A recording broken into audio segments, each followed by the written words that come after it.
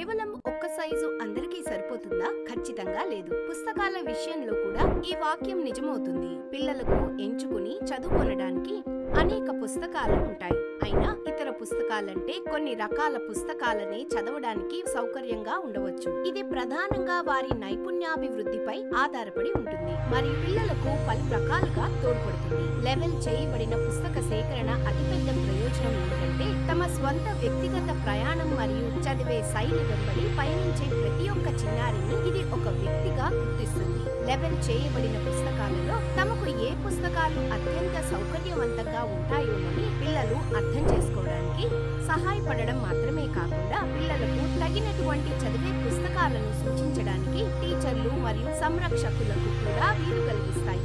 తమ చదివే నైపుణ్యాభివృద్ధి యొక్క తొలి దశలలో తాము చదువుకోగల పుస్తకాలను పిల్లలకు అందించడం అనేది చదవడంలో తమ ఆసక్తిని పెంచుకోవడానికి వాళ్లకు చదివే అలవాటును నేర్పిస్తుంది. అంతిమంగా జీవితాంతం ఇది అలవాటవుతుంది. పిల్లలకు వారి నైపుణ్యాభివృద్ధి యొక్క ప్రతి దశలోనూ వారికి తగిన స్థాయిని బట్టి పుస్తకాలు ఇచ్చినప్పుడు వాళ్లకు కావాల్సిన సరి అయిన మోతాదు సవాలుతో వారు సులభమైన వచనం నుండి మరింత కఠినమైన వచనం వరకు క్రమంగా పురోగమించడానికి అది వారికి వీలు కల్పిస్తుంది. కేవలం సరైన స్థాయి వద్ద వచనాలు చదవడం అనేది పిల్లలకు ఒక రకమైన పరిపూర్ణతా భావాన్ని అందిస్తుంది. తమ పఠన ప్రయాణంలో కొనసాగించడానికి వారికి ప్రేరణ కలిగిస్తుంది. తాము ఏది చదివారో దాని అర్థాన్ని విశ్లేషించి వెలికి తీయడానికి కూడా అది వాళ్లకు తోడ్పడుతుంది. విసుగు చెందకుండా చదవడానికి కూడా అది వాళ్లకు సహాయపడుతుంది. ఒక చిన్నారికి పఠనా స్థాయి వాళ్ల వయసుని బట్టి గాని వాళ్ళు ఏ తరగతిలో ఉంటారనే దానిపై గాని ఆధారపడినది కాదని, అయితే పూర్తిగా చిన్నారి యొక్క స్వంత వ్యక్తిగత పఠనా నైపుణ్యాల స్థాయిపై ఆధారపడి ఉంటుందని, ప్రతి చిన్నారికి ఇది వ్యత్యాసంగా ఉంటుందని కూడా గమనించడం ముఖ్యం. ఇప్పుడు పఠన కొనసాగింపు అనేది ఎలా కనిపిస్తుందో నేను మీకు చెప్తాను.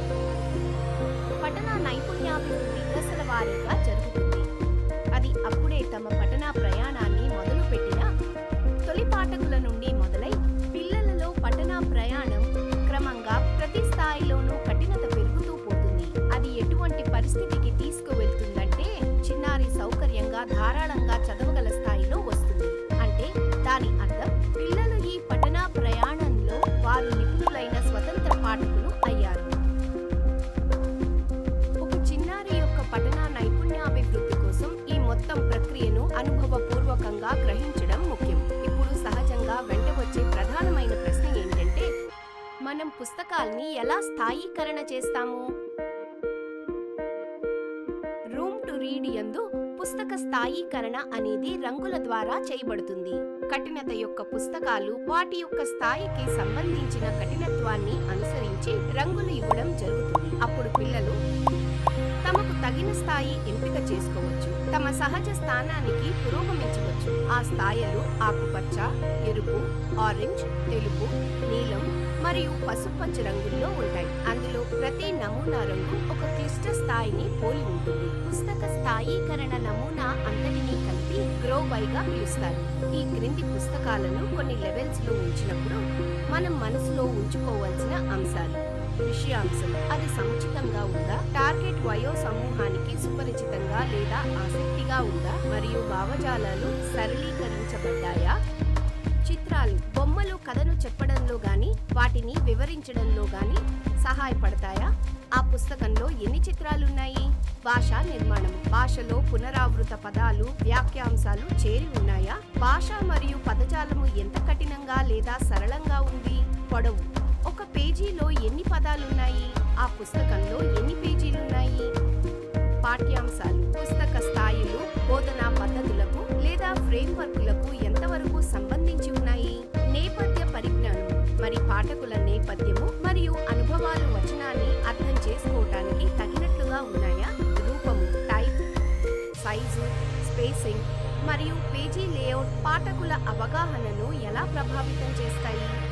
వయసుకు తగిన పుస్తకాన్ని ఎంపిక చేసుకోవడానికి పిల్లలు కూడా 5 వేళ్ల నియమాన్ని ఉపయోగిస్తారు. ఒక చిన్నారి ఒక పుస్తకం చదవడం మొదలుపెట్టే ముందుగా చేతిలో ఉన్న పుస్తకంలోని ఏదో ఒక పేజీని ఎంపిక చేసి చదవమని టీచర్ అతన్ని అడగవచ్చు. వారు చదవలేని లేదా అర్థం చేసుకోలేని ప్రతి పదానికి ఒక వేలుని పైకెత్తమనవచ్చు. పుస్తకం యొక్క ఆ ఒక్క పేజీలో ఒకవేళ అతడు 5 కంటే ఎక్కువ కష్టమైన పదాల్ని కనుగొంటే ఆ పుస్తకం అతను చదివే స్థాయికి తగినది కాదు అని అర్థం. అతనికి ఒక స్థాయి కింది పుస్తకాన్ని ఇవ్వండి. పిల్లవాడు ఒకే ఒక్క తప్పు చేస్తే లేదా తప్పు చేయకపోతే అతన్ని పుస్తకం యొక్క ఉన్నత స్థాయికి తరలించండి. సరైన స్థాయికి పిల్లవాడు ఏదైనా స్థాయి పుస్తకంలోని పేజీలోని 2 నుండి 4 తప్పులు చేస్తే ఆ పుస్తకం స్థాయి పిల్లల స్థాయిగా నిర్ణయించాలి. ఇది కేవలం ఒక మార్గదర్శకం మాత్రమే. ఒకవేళ మీ చిన్నారి కష్టంగా కనిపించే ఒక పుస్తకాన్ని చదవాలని కోరుకున్న పక్షంలో వారికి ఒక అవకాశాన్ని ఇవ్వండి. కఠినమైన పదాలు ఉన్న చోట వారికి సహాయపడండి. వారిని ప్రశంసించండి. పుస్తకాల పట్ల వారికి ఉన్న ప్రేమ ఎదిగేలా చూసుకోండి. ఈ వీడియోలో మనము ఏమి నేర్చుకున్నామో దాని సారాంశం ఇప్పుడు చూద్దాం. మనం చిన్నారి యొక్క పఠనా స్థాయికి సరిపోయేలా లెవెల్ చేయబడిన పుస్తక సేకరణ యొక్క అవసరము. పుస్తకాలు లెవెల్ చేయటం యొక్క ప్రక్రియ. బాగా ఆలోచించబడిన బుక్ లెవెలింగ్ ప్రక్రియ ద్వారా చదవడం వల్ల పిల్లలు చదివే పనిలో పడేలా చేయటం ఎలా? బుక్ లెవెలింగ్ చేసేటప్పుడు మనసులో ఉంచుకోవలసిన అంశాలు. వయసుకి తగిన పుస్తకాలను ఎంపిక చేసుకోవటానికి 5 వేళ్ల నియమం తెలుసుకున్నాము. దానిని అమలు చేద్దాం మరియు పిల్లలు చదివే పనిలో పడేలా చేద్దాం.